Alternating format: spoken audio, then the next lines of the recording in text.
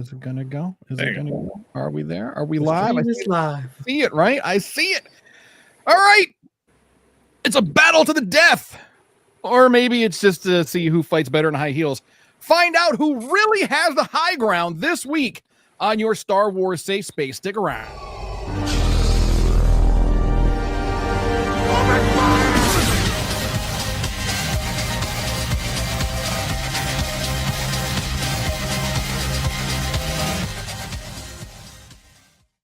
Hey there, Star Warriors. Welcome to Star Wars Safe Space, your non-toxic, low-sodium Star Wars show that doesn't make you feel bad for not knowing that George Lucas originally planned for Yoda to be played by a trained monkey wearing a mask. So whether you're a hardcore fan or just a little swarzy curious, this is your Star Wars Safe Space. And we are the Circle of Nerds, and we do absolutely love Star Wars, even if we don't always like it. So let's meet the crew, shall we? Hailing from parts unknown, it's T to the Oni. Welcome back to the galaxy, everybody. Yeah, we got no episodes to review today, so we're just going to be having some fun. Check it out. We really have no guidance and adult supervision this week. And pilot of the infamous Parma Flyer, it's Crash. Hey, folks, we got an interesting one tonight, so let's get those S4s locked and get at it. And for those of you that are regulars, you may notice we have a guest. We've got company in the house. And TJ Wanagas, is that how I pronounce it? It's Wanagas. Close. Wanagas. TJ Wanagas. He is the CEO of the Midwest Garrison of the Rebel Legion. And if you're not familiar with the Rebel Legion, they're a charity costuming club that's kind of, they're a sister organization to the 501st. So the 501st is bad guys doing good, and the Rebel Legion is good guys doing good. So before we jump in, TJ, tell us a little bit about yourself. How long have you been doing this? What's the Rebel Legion all about? And let people know who you are and what's going on. I'm the commanding officer of Midwest, so I am actually the Midwest Garrison, so that's the 501st. But I am a dual member to Rebel Legion, which is the Nar Shaddaa base. So both clubs, basically dress up as Star Wars characters, do things like children's hospital visits, Make-A-Wish events. I've done anything and everything from baseball games to funerals to visits to kids that aren't even in the hospital anymore and just in the last couple of days. You name it, I've probably trooped it. And so the club's just kind of that connection, anybody that's wanting to build a costume and do that kind of stuff and give back to charity and give back to your community. That's kind of what we do. Nice. Now, how long have you been doing it? I've been in since, I believe, 2017. So almost 10 years, right? 8 years, I think. 8 or 9 years, somewhere in that ballpark. Okay, very cool. How'd you start out doing this? What drew you to this? Not Star Wars, surprisingly. So I actually am straight edge, so I don't drink or smoke. It's like a punk hardcore thing. Sure. And I met one of my best friends, Alex Kenny, at Riot Fest one year. This is the first time I ever met him, right? And we're talking about a straight edge clothing company he used to have. And I noticed his knuckles were tattooed R2D2 and C3PO. So, of course, that got us talking about Star Wars. And he's like, hey, I'm in this group, the 501st Legion. However, we have a group of TIE pilots that are all straight edge from around the world. You should join this group to be in the subgroup of a subgroup of a subgroup and meet all these straight edge TIE pilots that are into punk and hardcore music. So me and my friend Tim that met him that day kind of bit the bullet and started building our reserve ties first. And then that turned into a million other things. And 8 years later, I'm running the ship, so to speak, which would have never been something I would have thought of. Even when you told me, hey, you're going to meet this guy at Riot Fest and you're going to join a costuming club for Star Wars and do all this crazy stuff, I would have been like, yeah, that's not happening. Now, what was your first kit? So it was the reserve pilot, and then I did a full pilot. And then I bought, after that, my next kit was a TK, so Stormtrooper, New Hope Stormtrooper. And then I have a Bith, which is a legacy costume. I actually got it from one of the guys, Anthony Conti, who was in the straight edge group with us that passed away. So I got his costume after he passed. And then that is a dual costume. So that is Rebel Legion and 501st because it's a denizen. So it's a citizen, doesn't really pick a side, right? And then my other Rebel costume is a Wilbur hood, which that's a whole other weird nuanced thing where they're like, hey, you want to build a Wilbur, and that took on a life of its own as well. Yeah. Have you, for those that don't 75 know, people running around, right? 75 people in the hood. have you done the run of the? I have. I did it in Chicago. We also did it in Joliet one year, like a small run of like 5 or 6 of us. Yeah. Okay. Done a couple of runs. I will tell you, that is a sight to see. Somebody who's been to a lot of conventions, a lot of Star Wars celebrations, seeing that many, and it's such an obscure character. I love how much love it gets, but it's just that now the Narkina 5 prisoners is sort of the new trend. But just seeing a group build of a non-traditional character getting that much attention is just wild. Have you guys ever seen the picture from Celebration Chicago of the ice cream maker holding a little Wilro instead of a Wilro holding an ice cream maker? No. Okay, so that's my significant other, Anna. I did send some of those pictures. Right If on. you guys have them, cool. If not, don't worry about it. But yeah, she built a costume to be a giant ice cream maker and did the running of the hoods with us as the giant ice cream maker. That's genius. Yeah, That's it's fantastic. fantastic. That's genius. And it's so cool that, again, Crash, like you said, that obscure character, it's just some dude running through Cloud City in a panic with an ice cream maker, and then that gets ported over into the Mandalorian, and now it's a thing. Now we finally know what that is. So now we know that Mr. Hood was stealing some shit. He was running with some cash. He had some credits in there, and he was going for it. That's great. So how many kits would you say you have? Like, do you I know you went down the line, but are there others that you've retired, or are they all still pretty active? No, they're all pretty active. I do have 2 that are kind of in the works, right? So I am going to an armor party tomorrow to work on my short trooper.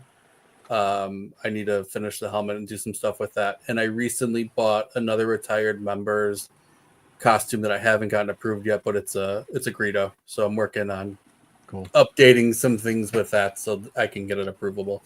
Because it got grandfathered in, but I got to make some adjustments to get a new approval on it. Yeah. All right, that's gonna be cool.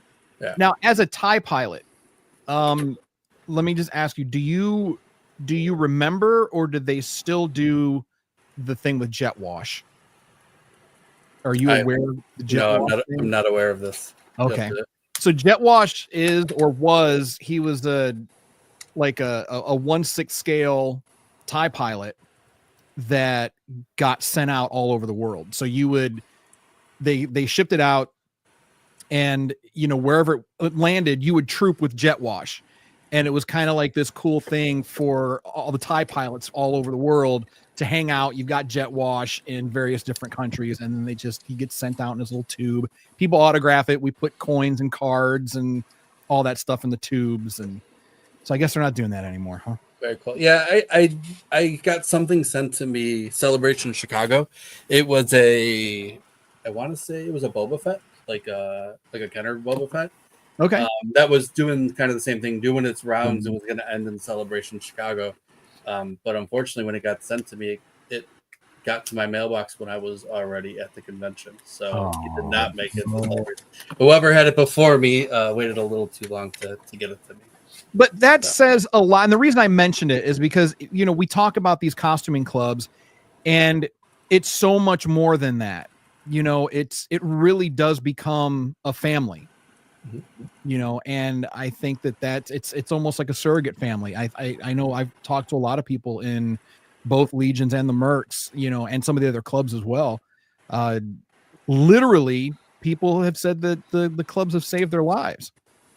Yeah. People that are, really down the dumps, maybe they feel alone. I know there's a lot of military guys and gals, they get out of the military and they're just lost. And the structure of the Legions, it kind of has that military vibe.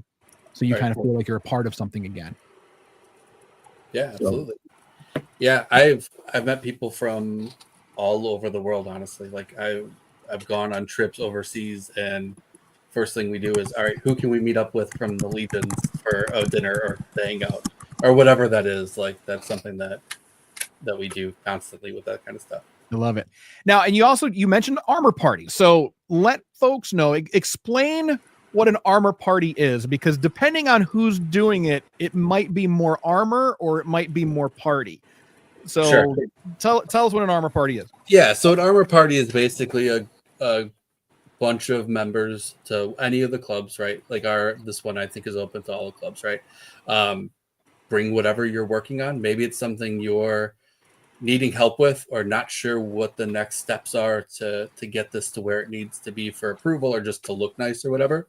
And you bring it to a group of other people that are working on similar projects or have that know-how and can help you, right? Like most of my kits I've gotten, I'm not the best builder. So most of my kits I've had help with or asked somebody to build or whatever, right? But like that's why I'm like, okay, we have an armor party coming up. This bucket isn't finished. I need to bring this bucket. I need somebody to help me with this part of it and that part of it, or at least give me the steps of what I need to do to make this thing a reality, kind of a deal.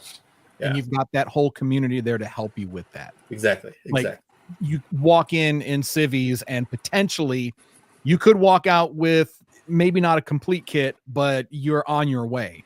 Yeah, way further in than you were when you got there, for sure. Oh, yeah.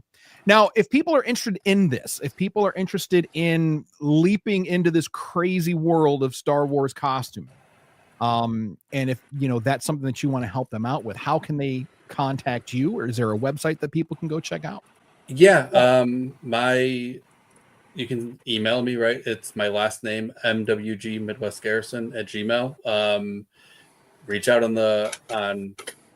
we have a website. You can reach out on the website. Any of our social medias, our PR team's fantastic at getting back to you guys and giving you guys the information you need to get into a couple of the groups we have for recruits, just so that way you can start to meet people, start to get some information, especially if you don't know where to start. We have a group, we call it the Maz Kanata Den. So basically it's a bunch of new recruits that are like, I want to do something, but I don't know what, and I don't know how. And we're like, all right, we're going to throw you in this group, and then we'll start to kind of build out what you need or what you need help with, and get you in touch with the right people to make it happen, kind of a deal. Yeah. That's awesome. Yeah. That's awesome. Cool. And just kind of jumping on that theme, I met TJ back when I was at C2E2. I was recording some Crash's Corner segments for the podcast. And the first thing I did when I got to the 501st area, I said, okay, who's your CEO? And, everybody around the booth, were either members or friends of members. Everybody knows everybody, and they were really helpful.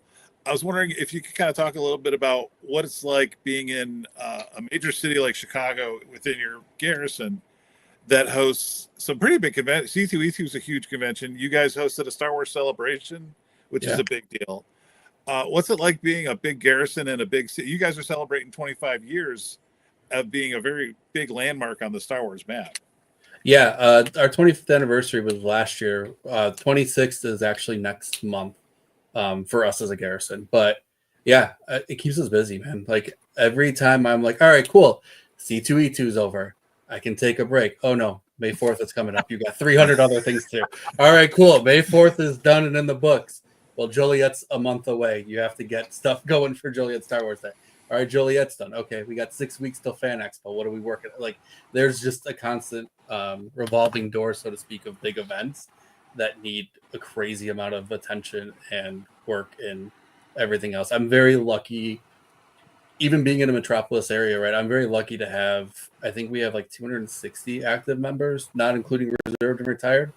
And a lot of them are super active. So it's great to have people that are like, what do you need? What can I help with? I mean, you came to the booth at C2. There's how many people amongst all the clubs that are just like hanging around to help the public with whatever they needed, right? Like it's awesome that I have a crazy great supporting garrison to help me deal with all the craziness of being in a metropolitan area. Yeah, metropolitan. And it's not just the costumes. Like your booth, I will say, as a guy who organized a lot of small and medium-sized events here in the Northeast Ohio area, your booth area is fantastic. I'm amazed at the number of backdrops and props. Yeah, I took a picture on your speeder bike and a few other things where I was just like, I was in the Legions for 12 years, and I was giddy as a kid. Like, oh my God, it's a speeder bike. You guys have a fantastic setup.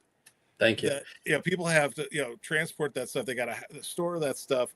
It's not just making costumes anymore. People are making, replica props. The droid builders are fantastic now. Yes. It used to be when I was in the Legion, you were lucky if somebody had an R2D2 that was 3 hours away and willing to travel. Now you guys had a whole droid pit full of just various droids, from BBs to R2s to you name it. Well, and that wasn't just our garrison, right? Like Great Lakes brought a bunch of stuff in for the droids and stuff. All the Mando stuff we had was from Wisconsin. So that throne that the Mandos were kind of hanging out with, that's the Wisconsin Mandos. That team that does C2E2, it's a team. Like I help out where I can, but I'm not part of the team. They loop me in for the stuff that, like, I need you to do this, right? And I'm like, okay, I'll take care of it. But Eric Werner is the guy that's on the 501st side. Dana Severson, that's our Nar Shaddaa, or our Rebel Legion base leader. Bridget Chow, who's our Galactic Academy leader, and then Rudy Grasha, who's the guy that built the speeder bike, and Ted Ruler. But Rudy's the one that kind of is still on that C2E2 team, and he's the leader, one of the leaders of our droids. So, all the different heads of a lot of the other clubs are what makes that event be as awesome as it is and momentous as it is. Yeah. Now, how do you, because you have so many, Chicago has a lot of conventions over the year. How do you guys deal with not doing the same trick every time? Do you rotate some things in? I saw a Tantive hallway with like actual like stand-up model character. Yeah. I've been going to CT with you for years, and every time I go, I see something different. Is it just new people bringing in new material, or do you guys rotate your lineup? How does that work? Depends. With like for C2E2, right? Like this year was all Rudy. Rudy built that Vader hallway. He worked on that speeder bike. The year before for C2E2, we did the Falcon. So we had like the chessboard and the bench and all that stuff, which Rudy built. That's in his house now. He's like, if you need it, I'll take it out, but it's hanging out here, right? I want to see that guy's storage unit. Yeah, right. Exactly. And then we just kind of spread the wealth, right? So for Joliet, we have a different set of event coordinators, so that way they're getting in touch with different people to bring different things. And same thing with Fan Expo.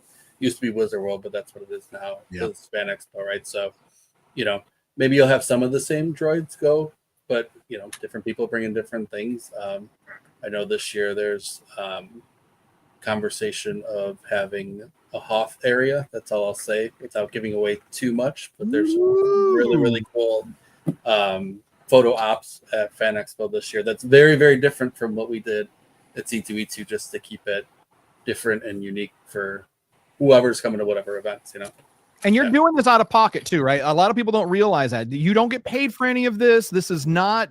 This is a full-time job on top of your full-time job. Right? Yeah, exactly. It's beyond a hobby. I mean, it's a hobby, but it's not. It's a life, right? Yeah, absolutely. Like it's one of those things that's like, I literally log out of my 9 to 5, so to speak, right, to literally close one laptop and open another laptop and work for 2 to 3 hours on another project I got to get done, or driving, to wherever I've got to drive to help with some prop builds or help with this or that, or go to an event even, so like I said, tomorrow we're doing an armor build. Last weekend, we did a couple of things. Joliet was not that long ago. 2 weekends ago, I drove to Green Bay to pick up that costume and the Greedo I was talking about, and another costume that you may or may not see at Fan Expo. That just to make sure we have everything and all our ducks in a row for all these big projects and big events coming up. So, yeah, it's constant. Yeah. Have there been trends that since you've joined the garrison? Have you noticed the trends? Because Star Wars keeps adding new armor costumes, new character costumes. When I was in the Legion, it was the prequels were still going on, so like you were lucky if you got a couple guys that could put together a clone kit. Was like you were rock stars. Mm-hmm. and then Vaders were still pretty expensive. So if you got a Vader, you were Gene Simmons rock star. Sure. Are there trends that you've seen in the Legion's Rebel and 501st where certain costumes have become popular over the years than others? Yeah. Din Djarin is huge right now, right? Everybody wants to build a Din. So that seems to be like a lot of new recruits. That seems to be a lot more first costumes. Like, for example, I know Tommy and you, Crash, both mentioned you had pilots when you were in the Legion, right? That was my gateway. That was so many people's gateways because it's okay. You need a flight suit and boots, and then you can build off of that to 300 other things, right? Now it seems a lot of people are coming in with DINs. A lot of people come in with Jawas as well. I noticed that's a pretty trendy thing. Really? A good thing. Yeah. Okay. I think it's just because it's a good entry level, right? Like it's not that expensive compared to some things like you're talking about. Vader's thousands of dollars, Fett's thousands of dollars, right? Jawa, you're not putting too much expense into it, and it's something that's a little bit easier and more manageable. I did notice in our group, and it's been a big hit the last little bit. I did mention I had a BIF. We got about, I think there's 5 or 6 of us now that have bits. So when we do big events, I don't know if you saw at C2E2, we did do a Cantina performance. I was going to ask you. With the bits. Yeah. So that seems to be a big hit. And, nice. A lot of the bigger events, we're all trying to coordinate to make sure we're wearing the same costume on the same day to make that happen. Everyone loves the modal nodes, man. I mean, they're like the original rock band of Star Wars. Yeah. So that's been a big thing lately. Yeah. And especially, armor parties, like I said, my first costume was supposed to be a TIE pilot. In Ohio, the biggest thing, they wouldn't allow widow's tiers, even though they were in the Legion standards. You could have the widow's tiers and the whole. I was like, I'm not doing a Baron Fell. I'm not doing it in red. I was like, I just wanted some silver on there. Armor costumes have a much more uniform look to it, and because they're kits, it's easier for somebody to get help putting together than learning how to become a master sewer. I remember in the Rebel Legion, it's tough because we used to have to worry about the princesses. At the time it was just Leia and Padme, but damn you, Trisha Bigger, for making some of those Padme costumes ridiculously elaborate. That every girl, we had girls arguing about the placement of like the little roses on a picnic Padme, and I'm going, it's a yellow dress. You got to veil your we used to have something called the 10-foot rule. If you can stand 10 feet away from somebody, look at them, and you know what that character is, you're fine. But some people, I mean, and we all know this too. It's like, of course, the clubs, they do kind of value screen accuracy. And I know that there is some leniency, but there are folks that's part of the love of the craft, is they want to make sure that every flower on that picnic Padme is just like to the millimeter, like you wouldn't be able to tell, so that's kind of the fun aspect too. It's like you've got these problems that you need to solve, and it's an art. I mean, it really, really is an art form. When you see some of the kits, when you see, the weathering that's done, and a lot of that gets done at these armor parties. And if you don't have those skills, you go to an armor party and now you're one step closer to having those skills, and learning the best about it. TJ, where do you stand on, especially you have a TK, you said, are you a team clean or team dirty? My TK is clean, but I'm indifferent. I think Sandy's look better personally because it's the wear and tear. You don't look like a rookie, so to speak, right? Like if it's too shiny, it's like a rookie. Like, and all the Sandys that are in the group, like they'll stand next to a TK and mutter just rookie and walk away and just like to be funny, right? Right. The shiny. But yeah, like I think once I get a nice dent or a nice mark that's not going to easily come off, then it's gonna be like, all right, I'm literally weathering this whole thing. Like now it's over. Yeah, I'll be buying a pauldron and just running the gambit on it. Yeah. But now we've got so many opportunities for different dirty troopers. Before it was just you're either a shiny or you're a sandy. But now we've got options, and now we've got people 3D printing parts. I mean, before we had, you had a few sellers that were, vacuum forming parts. But now, I mean, it's such a, I don't want to say it's easy or cheap to get into, but I think entry for it is a lot more open now than it used to be. Yeah, absolutely.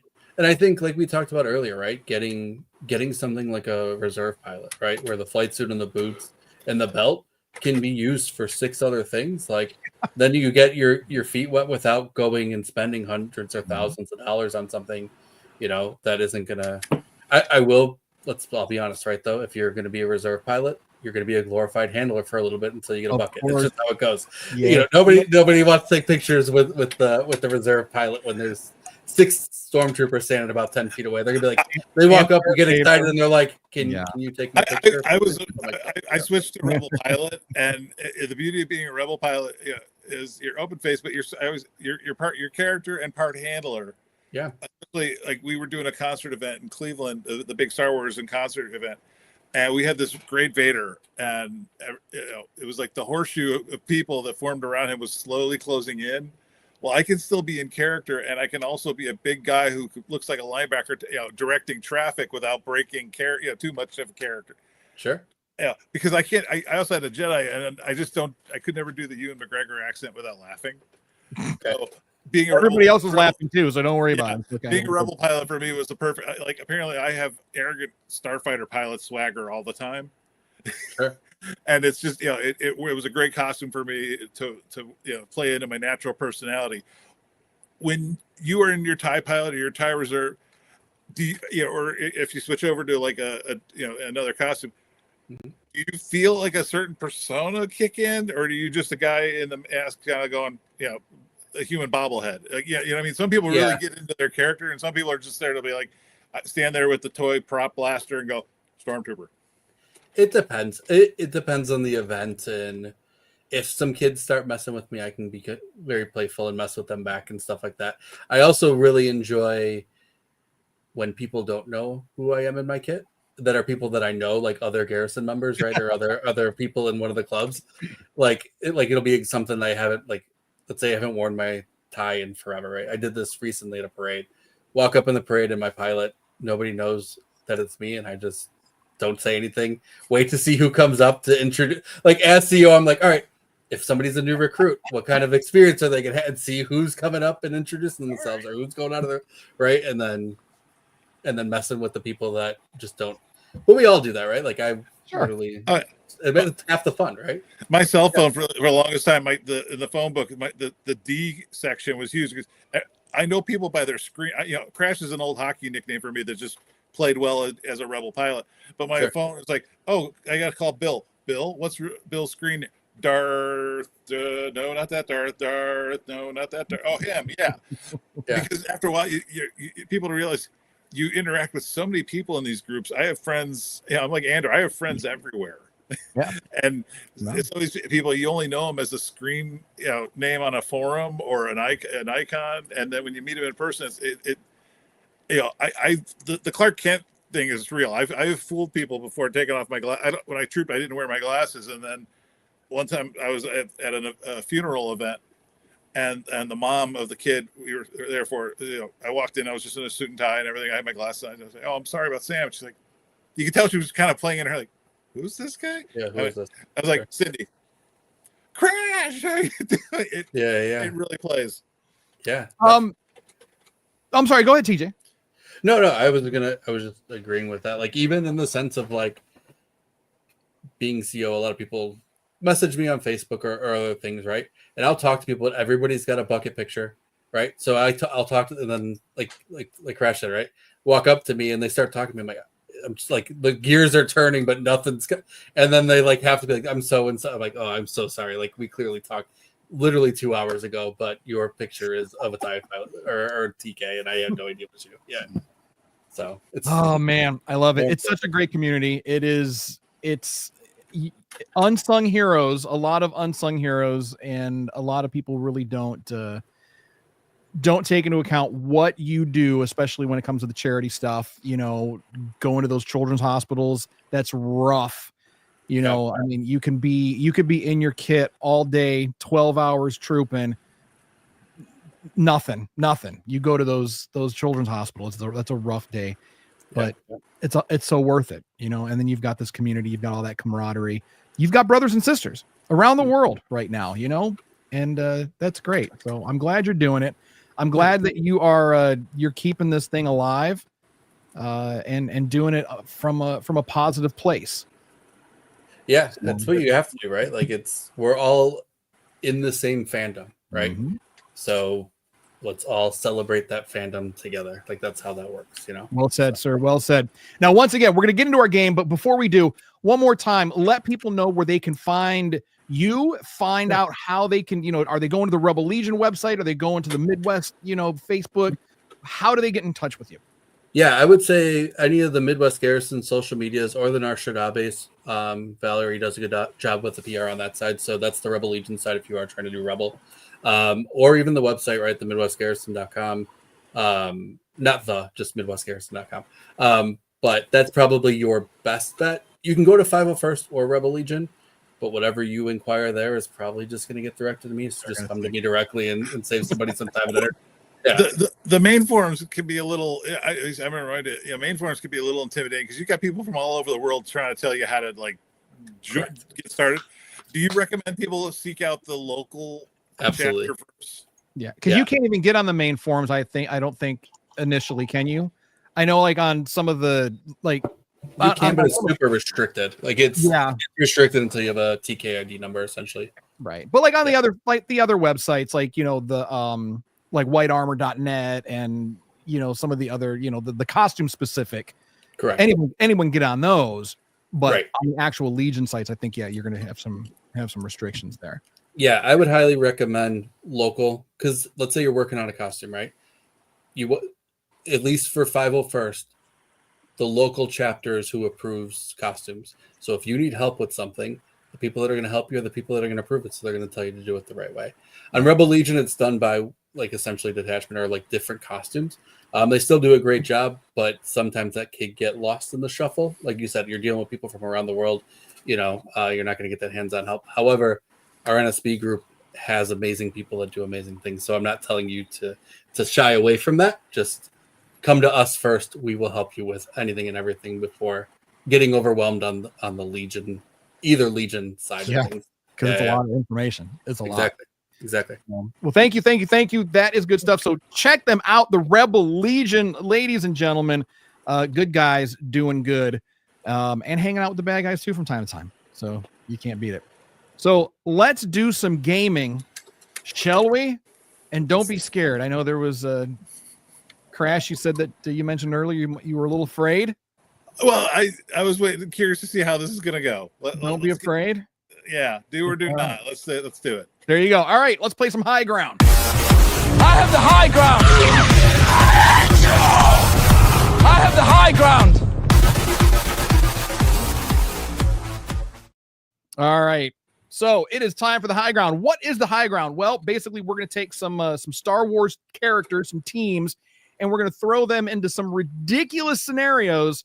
And our panelists here have to defend their reasonings behind these Star Wars characters' actions. They have to defend them to me. You have to convince me why your teams will win the day. So, TJ, since you are our guest, you get first pick. So these are our teams. We have a dark side team. We have the chaos team.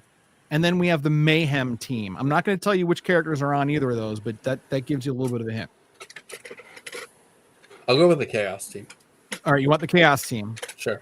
All right. We'll do. So this is who you've got. Okay. All right.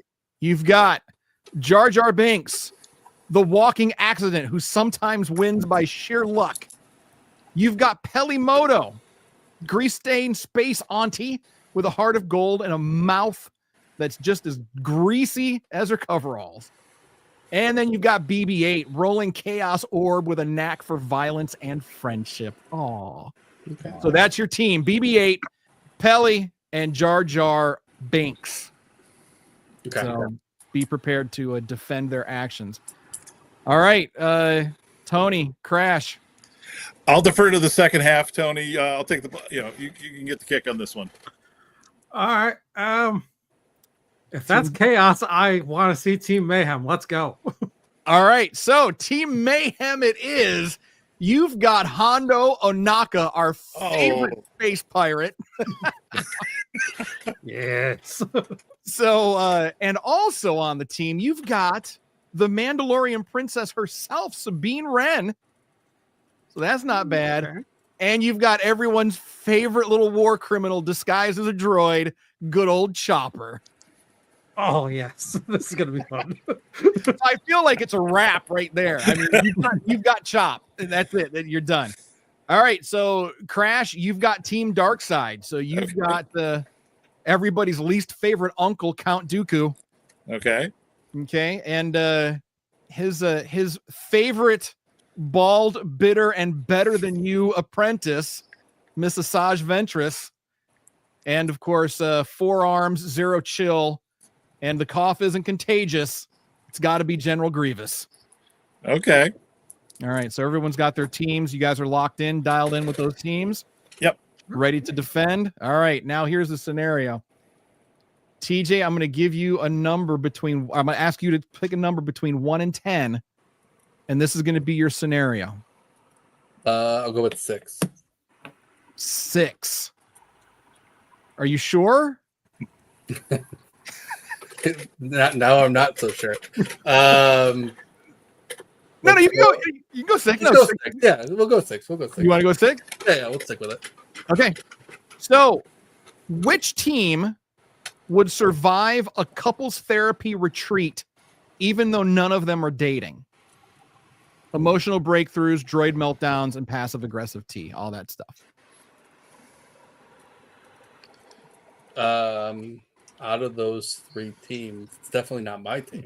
But you have to. Okay, so I have to defend my team. You have to defend your team. Why would Team Chaos survive a couples retreat weekend? They're not dating, but they're a team. Yeah. Maybe they're going through some problems.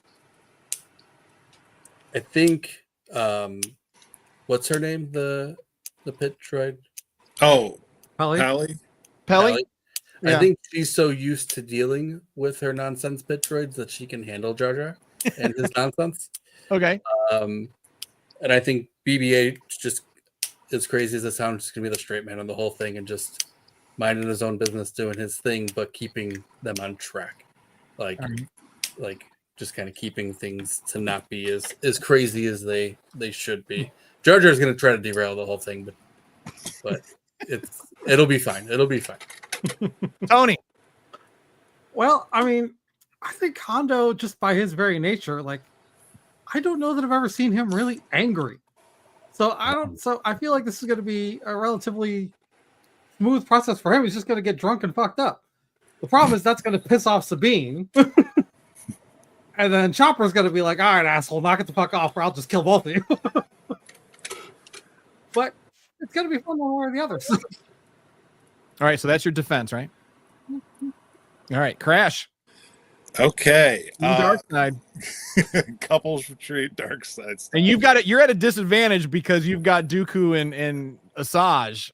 I mean, already you're at a disadvantage. Well, yeah, I figure, Dooku is the alpha of the bunch. So he'll probably try to set the itinerary for the entire weekend. We're going to go to dinner where I want to go to dinner. We'll do it my way. And if you don't like it, I'll force lightning the shit out of you.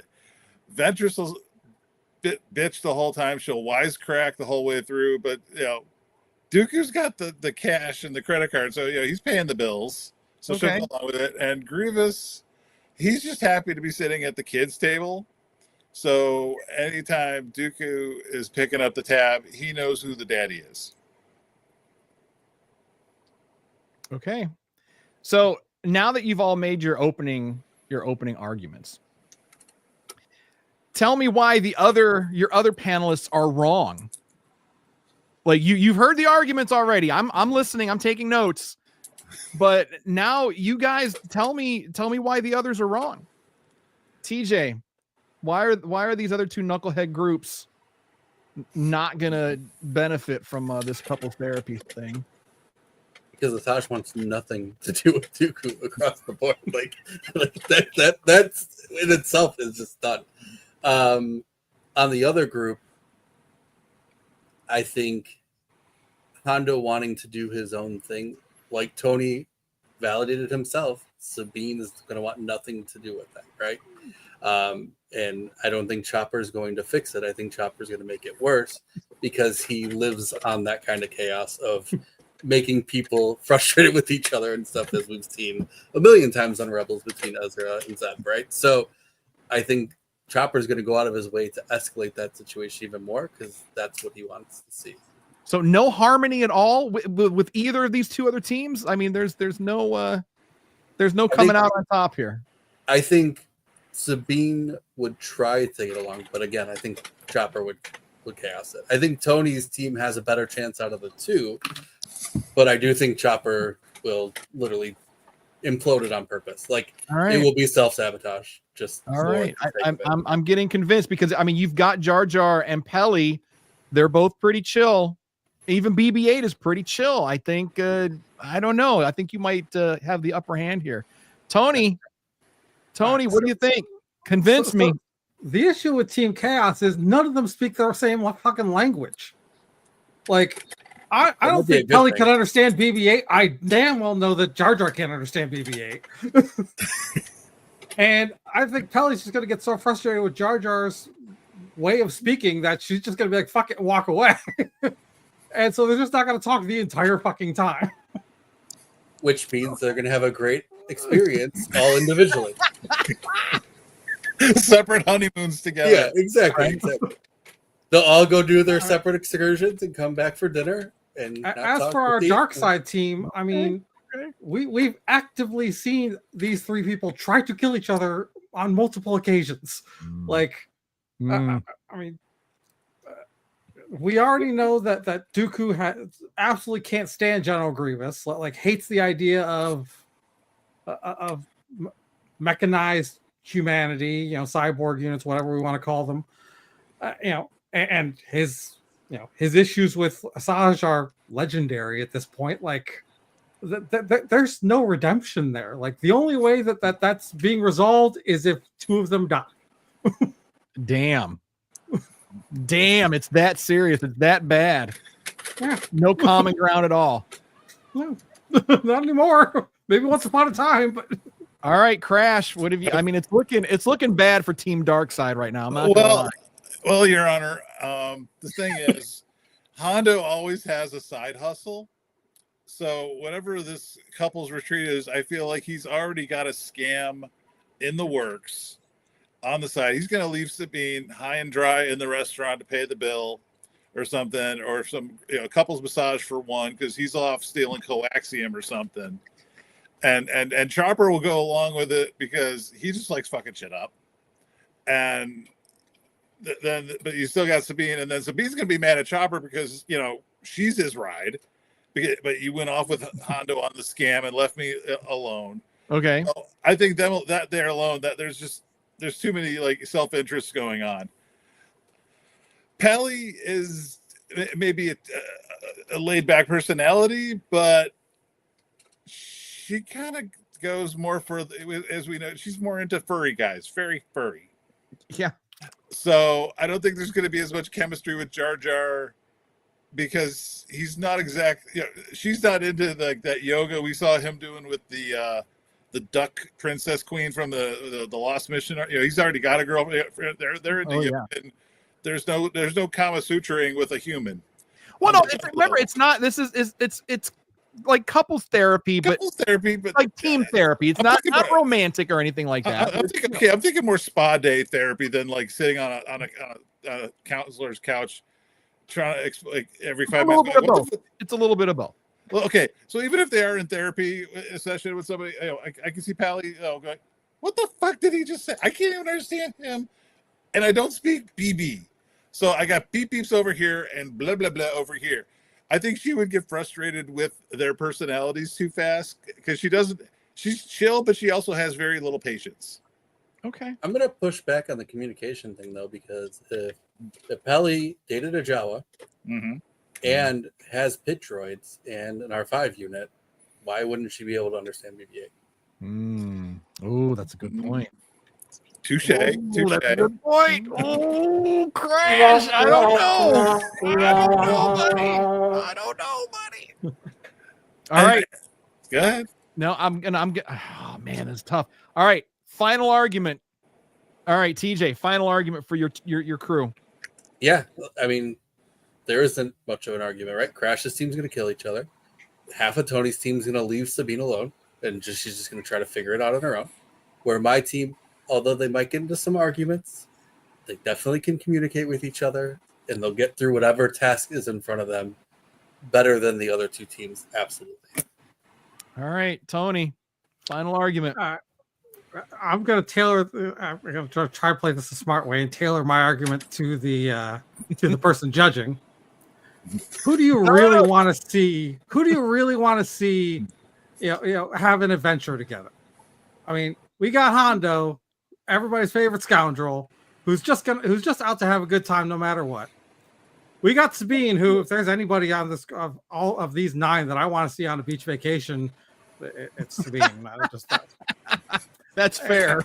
And then you got Chopper, who just, he's a homicidal little maniac, but he's just gonna have a good time. It's gonna be fun. All right, Crash. Final argument. That was, by the way, that was pretty shitty playing on my love of Hondo. By the way, you are a dark side manipulator. You know how much I love Hondo. All right, Crash. I see. I think frenemies are the best therapies. You watch enough Survivor and reality TV shows, they're always scheming against each other to see who's going to be the last one. There's going to be alliances made. There's going to be compromises made. They may hate each other. They may want to kill each other, but they don't want to be the first one killed. And I have a feeling Grievous and Dooku, even if they're just conspiring against Asajj the whole time, they will work their differences out between them to get her first off the island. Same with Asajj. She and Dooku, let's get rid of the cyborg. Everybody, it's just a constantly flowing circulation of deceit. It's not a healthy relationship, but it's a relationship that we can build on. I don't know if that's a good thing. It's not a healthy relationship, but it's a relationship. All right. Very good points, everyone. However, based on what we know about these characters and how they have interacted with each other, Crash, unfortunately, I don't think your team's going to survive the couple's retreat. If they don't kill each other, they're going to kill everybody around them. Can't we do both? I mean, someone's going to say the wrong thing to Grievous, and he's going to chop him in half. Someone's going to say the wrong thing to Asajj, she's going to chop him in half. Someone's going to say the wrong thing to Dooku, he's going to choke him and chop him in half. So I just don't think that couples retreat weekend is going to work well for anyone, either the staff or the clients, for your team. So unfortunately, my friend, you're out. I'm sorry. I'm sorry. All right. T to the Oni is close. You played on my weakness for Hondo, but I think that Hondo and Chop would completely sabotage the weekend, either on purpose or unintentionally, but most likely it would be Sabine just standing there like, what the F just happened? And she's not going to get any of the money back. And Hondo probably stole her ship. So and Chopper just stood there and let Hondo steal the ship because he doesn't care. None of his shit was on the ship. So he doesn't care. He didn't even like the ship. He didn't even like the ship to begin with. So yeah, I'm sorry. I'm sorry. TJ, you made some great points. I think that you really nailed it with the former Jawa ex-boyfriend, because if she can speak Jawese, I'm sure she could figure out what a Gungan is saying. And she's surrounded by droids on the daily, so she definitely can speak binary. And so yeah, I think you got it. I don't have a good button for that. Here we go. TJ, you got it? All right, so we're going to do a bonus round since we have a little more time. You guys want to do a bonus round? Yeah, go ahead. Sure. All right, so TJ, since you won, you get to make the choice. I'm going to pick the scenario because I think it would be interesting, but you get to choose whether or not we keep same teams or do you want to grab another team? And it's your choice as the victor. Let's swap teams. Okay, who do you want? I want Hondo, Sabine, and Chopper. Ooh, dirty pool. All right, Tony and Crash, slug it out for for Team Darkseid or Team Chaos? You gave me for option last time, so I'll give it to you this time. Okay. I'm gonna stick with my guns. Okay. So that means you're getting Jar Jar, Pelly, and BB. No. Right. Yeah, you keep Jar Jar and Pelly. I'll keep Team Darkseid. All right. Okay. All right. Here we go. All right. So, as we may know as nerds, there is this this idea that that Batman can defeat anyone if he's got prep time. I'm sure we've all heard this. I mean, it's a huge meme. Batman can beat anyone with prep time just because he is that guy, right? So your team, Batman has 24 hours of prep time. Okay, he's already ready for you. Your team has no warning. Look at Tony's just like it's already a wrap. The location is a neutral city at night. You've got access to all your usual gear, vehicles, all of your teammates, but no outside help. You can't call in for like a Star Destroyer to like, orbital bombardment of the city. No, it's what you got. You have to immobilize, outsmart, or escape from Batman for 24 hours. He's already prepped. So now you need to tell me how your team is going to defeat or evade the Caped Crusader. And I'm going to be pulling out every dirty bat trick in the book to stop you. All right, TJ, as the victor from last round, you go first. Okay. So I think we all know when things are going to get tough with Batman, Hondo's going to dip. He's going to find a way. Doesn't matter what way. He's getting the hell out of there. Part one. Part two. I think Sabine will be a good distraction to keep Batman busy while Hondo figures out the escape plan with that time frame. And Chopper's so unpredictable, no matter how much prep time Batman has, Chopper is going to do something that is going to derail anything and everything that Batman could have possibly thought was going to happen. That is a good point. Between the Sabine distraction, Chopper just being a hellion, all right, that's going to give Hondo enough time to get whatever ship or whatever they need to do to get the hell out of there situated, and then they're all getting on that ship and they're going. I'm not saying they're defeating Batman, but they're getting out of there. Yeah. But now you have to worry, is Hondo going to wait for them, or is he going to bug out and leave Sabine and Chop behind? That's something to consider. All right, Tony. All right, so for me, this comes down to two basic things. First off, I've got BB and I've got Pelly with all of her droids. We're hacking the back computer. He's not going to be able to do shit about. He's not going to have access to half of his tech. Okay. And then there's the Jar Jar factor, which, again, we're talking about a level of unpredictability. To me, this is like Taskmaster in the Marvel universe and how he can't compete with Deadpool because Deadpool is purely unpredictable.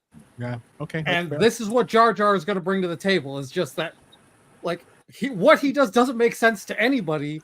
And Batman's whole thing is logic. Yeah. Like that's what he's using to do his prep. And Jar Jar doesn't have any, so it's not going to work. Okay. All right. Crash. Okay. I'm definitely sticking more of a fight than flight scenario. I'm going to keep Dooku as the criminal mastermind. Say in a chess metaphor, he's the king. He's the one that, you're almost luring Batman to take him out. You have a force-sensitive assassin who's slinkier than Catwoman and twice as lethal because she will fight to kill in Asajj Ventress. And you have anyone who's played the Arkham Asylum game knows that Batman can fight multiple adversaries and it just start randomly punching dudes and battering dudes. But has he ever fought 4 lightsabers at the same time, plus somebody with 2 lightsabers, plus another guy with a lightsaber and force lightning? My goal is to have them triangulate their attack. Unlike Obi-Wan and Qui-Gon, who can't decide, they both attack Darth Maul from the same side rather than get on either side of him because you can't block both ways. Right. My goal is to literally outnumber Batman with sheer brute force and use force tricks and lightsaber techniques to basically pin him in. All right, that's fair. So the Bat definitely has his work cut out for him, for sure. So let's talk about, Tony, you mentioned logic, right? Mm-hmm. One of Batman's greatest adversaries is the Joker. You want to talk about someone who doesn't exhibit logic at all? Batman can handle your Jar Jar Binks. That's not a problem. Not a problem at all. For those of you with droids, come on. The Bat already has you hacked. You're not going to hack the Bat computer. It's not going to happen. You're not going to get into the Bat computer. Alfred's going to be there monitoring all your comms anyway. So he's got a bead on you no matter where you go in the city. So when Hondo's trying to escape, Sabine is, being that distraction. BB-8 is doing his thing. Hondo's over here. There's already a Bat tracker on Hondo or Hondo's ship. So, and Alfred's helping him out with that. So your droids are completely nullified. Now we've got to talk about the Force users. Obviously, that's the biggest weakness here for the Bat, right? I mean, he doesn't have the Force. He can't use the Force. But what he can do is he can go super ninja quiet and make it so you can't sense him in the Force. So he can still get the drop on you. And do you think that he's going to allow himself to be lured into any trap that you lay out for him? He knows the city. He's had time to prepare. He knows you. He knows what you're capable of. The man can fight Superman with kryptonite, of course, obviously, but he's going to find your kryptonite. And what is the kryptonite for your team? Infighting. So he is going to use that to his advantage. He's going to get Asajj and Dooku to take each other out. He's just going to hack Grievous and shut down his body. And then he's just like a wheezing, quivering pile of heart and brain and face. That's it. And lungs. That's all he's got. So that's a wrap right there. But then there's Sabine. I think Sabine is like Peli. Peli is like, she's going to be hanging out, chilling somewhere. I think that she would more evade than anything else. She's not a fighter. She's a lover. Ask any Jawa. But Sabine, I think she's damn near like a Batman. I mean, she's a Mandalorian. She's got the tech. She's got the gear. It's going to be very difficult for him to hack her. But we'll ask you this: does she have a lightsaber with her? Because we have seen her, and she does have possession of a lightsaber. So TJ, I mean, that's up to you. Does she have her lightsaber? I guess it depends on. It's Batman. You better just say yes. Yeah, I'll say yes. It's the Bat. That's fair. Yeah. So, what's one of Batman's signature moves, man? Wrapping people up, right? Hitting them with the Bat grapple. She can maybe get out of it. So that's my counter argument to all of your teams. So now you guys get one final rebuttal against me. Right now, I'm thinking that Sabine might be, and I know that might seem weird, but I think Sabine might be the one, even more so than Asajj, and because Asajj will eventually, if she gets into it with Dooku, she'll just run off and pout. That's what she always does. So Dooku might stick around, but Batman can handle that old man. I'm not even worried about him. He likes to throw the lightning. Come on, Bat. He's got his cape. He'll throw the cape up. Lightning-proof cape, obviously. If he tries to choke him, Batman will throw like a little sonic detonator. That'll blast out Dooku's ears. Done. The old man's a wrap. I'm not even worried about him. But it's that little Mandalorian. So, all right, give me your rebuttals. Not all at once. I mean, who do you want first? Whoever. Come on, just throw them at me. Let's go. I agree with you that Crash's team is just going to destroy each other. Like, there's too much worry that they're all trying to sabotage each other. I don't think they can work together. I agree with you about the droids. However, I think if one droid is going to outweigh the other droid, Chopper has a way better chance of finding a way around Batman than BB-8 does. Yeah. I do agree with Tony with his Jar Jar. You can't predict. I will give him that. But even if you can't predict Jar Jar, he's not going to do anything of value for fighting or flight. So if he was a Deadpool who was skilled in one or the other, I'd give Tony the benefit of the. I'd be like, Tony's got this. But we're trying to compare Deadpool to Jar Jar Binks in a fight or flight situation. It's not going to work, even if there is unpredictability there. It's just not happening. So again, I agree. My team Sabine. I also do think that Hondo, even if he's getting tracked, he's finding a way out of being tracked or whatever that is, right? He's pretty wild. His job is to get out of sticky situations, like Okay. right, to come and get what he needs to get and get the hell out of there before things get too crazy. So. That's fair. All right, Tony. Rebuttal. So I think the only way that I'm winning this is on a technicality. So first off, my arguments against the other teams are simply this: that while it's quote unquote common knowledge that Batman has a no kill rule, he really doesn't. Like, most of the time he will try to avoid killing, but I think the argument against with him against the Dark Side team is, if he knows how dangerous they are, which if he's done his time to research, he knows, he will break that rule and not be afraid to kill. I don't know. I don't think he won't kill, but he'll make you wish you were dead. Like that's his whole thing. He'll break your bones and run up your insurance so that you're bankrupt. So you're no longer a threat to him. So, but I don't think he'd kill the Dark Side team. So here's the counter side of this argument is, I'm going to say, realistically speaking, my team is absolutely no threat to Batman nor to Gotham. And as such, Batman might just say, fuck it, I don't care. And I think that's the way that we get out of this, is just because Batman just says, I've done my research into you guys. What the fuck are you gonna do? Like, you're all harmless. Just go, just leave. Okay. All right. Is that all you got? That's all I got. That's it. Right. Crash. Okay, I'm going to start with Team Chaos.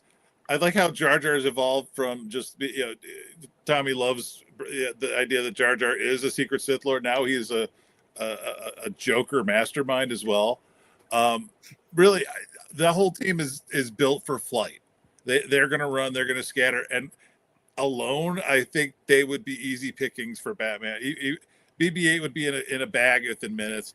Pelly, all he's got to do is wait for her at her ship. She's done. Jar Jar, just leave him to his own devices. He'll end up hogtied in the middle of Gotham somewhere. He'll be fine.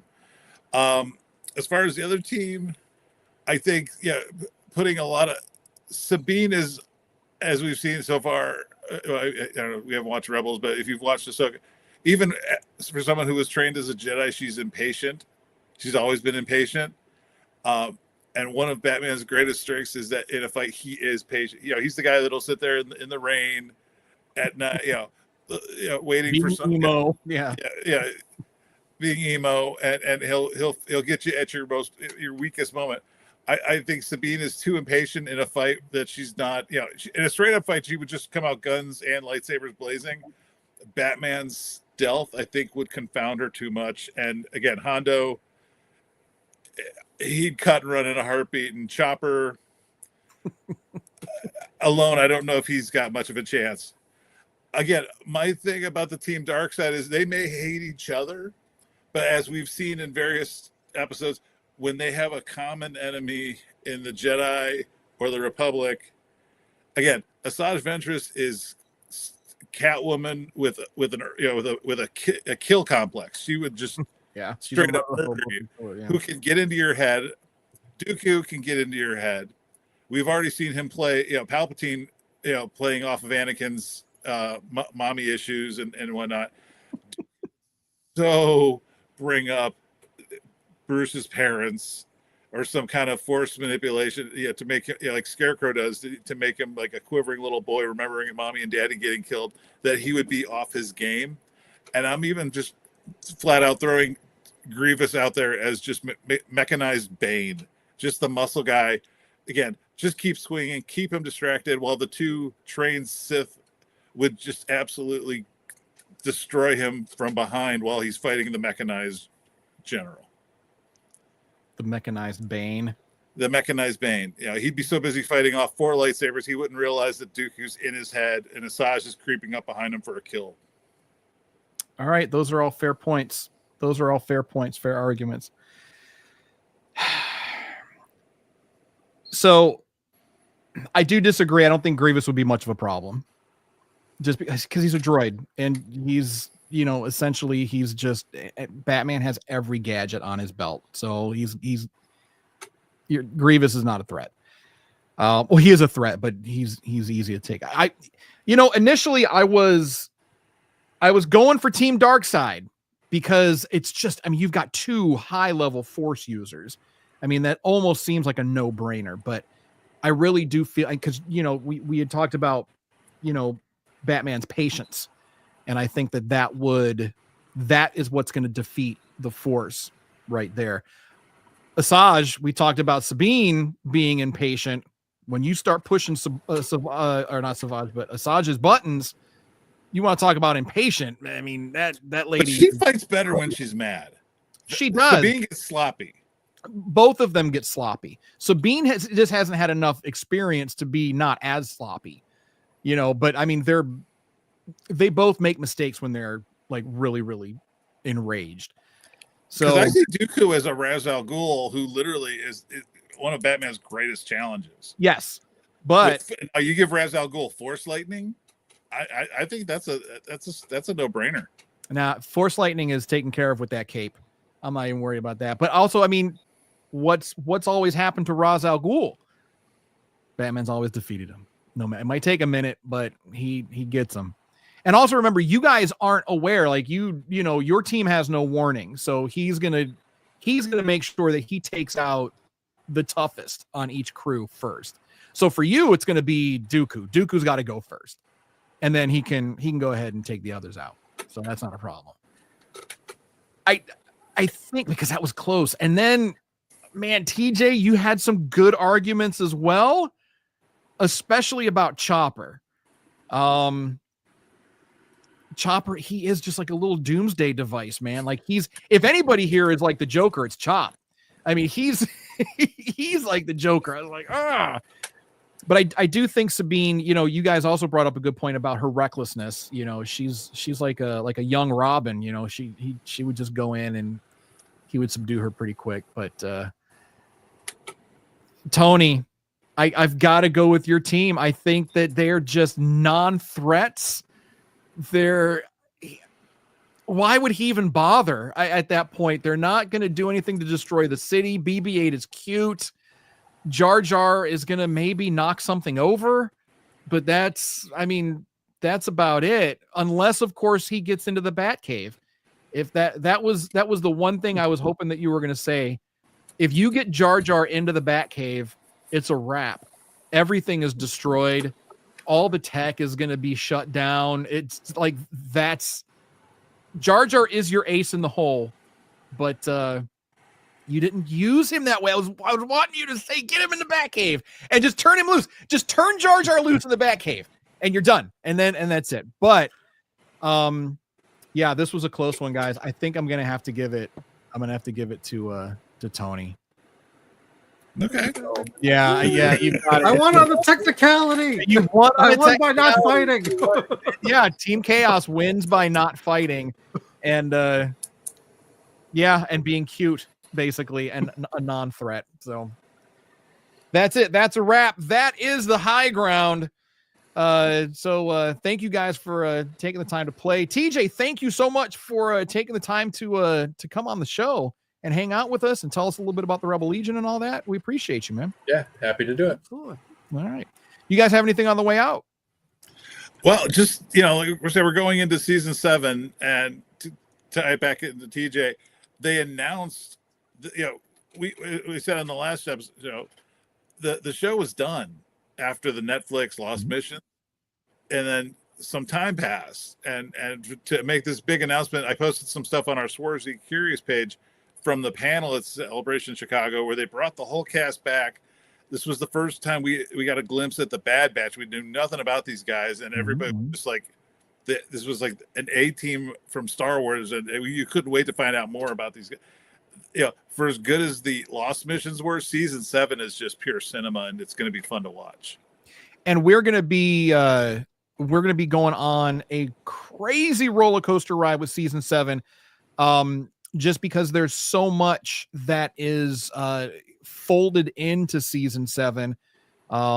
We've got, in addition to season 7, we're also going to, for the podcast in that block, we're going to be watching Revenge of the Sith. We've got the first episode of The Bad Batch mixed in there. There's multiple episodes from other shows and movies. I think we've got a couple episodes of like Forces of Destiny in there. I mean, so it's just like, it's all over the place just because now we're getting into Order 66.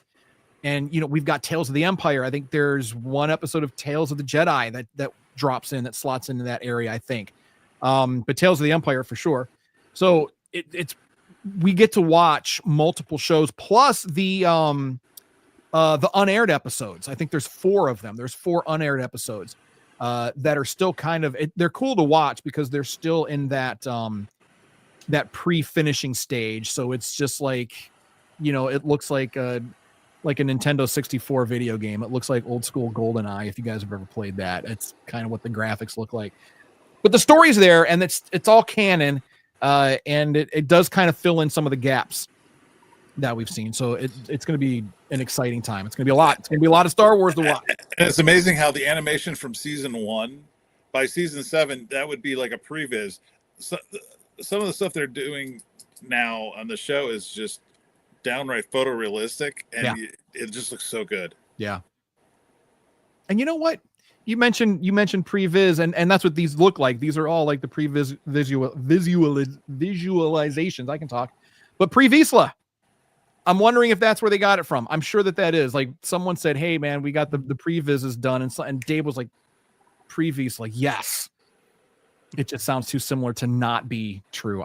That's my headcanon now. If it's not real, Tony, maybe as the Holocron keeper, maybe you can find out if that's a fact or not. I don't know, but in my brain, Pre-Vizsla, it's like R2D2, right? Was it Real 2 Dialogue 2? That's where his name came from. So Pre-Vizsla, Pre-Viz, I don't know. All right, so let's do some of our obligatory pimping, shall we? Check us out on social media at the SWS Show. Be sure to subscribe to the podcast and our YouTube channel. And if you'd like some merch, head on over to our website, circleofnerds.com/merch, and pick you up a t-shirt or a hoodie or a dog scarf or a fancy camping mug or whatever. We got all kinds of crazy merch over there. It's good stuff, high quality, except for the hats. Don't buy the hats. The hats are trash. Other than that, we got some good stuff over there. And if you want, check us out on our website, circleofnerds.com, on all of the social media, as I said, at the SWS Show. And of course, we want to thank TJ for coming out and for everything that you do. People don't realize it's a labor of love for you, man. You're not doing this to get paid. You're not doing this for the glory, because being in costume for 12 hours, there's no glory in that. It's to make other people. Nobody wants to be there after the 12 hours. Absolutely not. No. Or see what shows up after the. Yeah, exactly. So take that bucket off. It's like water. Yeah. Anytime you want to come back on, man, just let us know. And there's always a seat for you here. So no problem. Of course. And of course, we always want to thank our active duty service members and veterans for your service and sacrifice and all that you do to help keep us safe and help keep the world a little bit safer, a little bit better place. It's crazy, crazy times right now. So let's not judge our service members too harshly on some of the things that you may be seeing them do. You may not agree with some of the policies, but these are people that have volunteered to put themselves in harm's way. So we always respect and salute our active duty service members and veterans. And does anybody have anything else then? Covered it all. All right. So if that's it, then yeah, we already did the merch. We did the merch. We did. Look at he's got his little mug. He's got his little camping mug. I do. Just a quick search, and it's not official or anything, but the indication is that the clan Vizsla gets its name from the hunting dog. Oh, okay. But as for the name Pre, I don't have an answer on that yet. Well, my headcanon holds then. Pre-Vizsla, Pre-Viz. I'm holding on to it. All right. So that is going to do it for us this week. TJ, once again, thank you for joining us. check out the Rebel Legion all over the place. If they happen to come to your town, please go check them out because it is a great, great group of people. 501st Mando Mercs, Droid Builders, Dark Empire, all these groups are just out there doing it. They're living their nerdy dreams and they're making people smile while they do it. So you can't beat it. It's good stuff. So appreciate you. All right. Seeing you again, man. Yep, that's going to do it. So, and as always, remember, if no one does anything nice for you, do something nice to yourself. And we're going to see you guys next week. Bye.